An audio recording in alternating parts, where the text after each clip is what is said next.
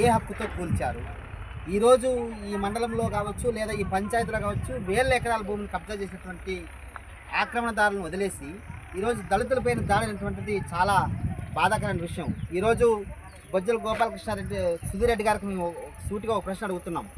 ఆ రోజు ఎన్నికలకు ముందు ఆయన సత్యమణి గారు ఆయన ఎన్నికల ప్రచారంలో భాగంగా మేము అధికారంలోకి వస్తే దళితుల పట్ల దళితులకు న్యాయం చేస్తాం, దళితులకి ఇండ్లు ఉన్నటువంటి ఇండ్లకు పట్టాలు ఇస్తాం, వీళ్ళకందరికి కూడా ఇండ్లు కట్టిస్తామని చెప్పినటువంటి సుధిరెడ్డి గారు ఈరోజు ఎంఆర్ఓ గారికి ఏ విధంగా ఈ ఇండ్లు కూల్చమని చెప్పి మీరు ఆర్డర్స్ లేదా మాటలు చెప్తారని చెప్పి ఈరోజు సూటిగా అడుగుతున్నాం.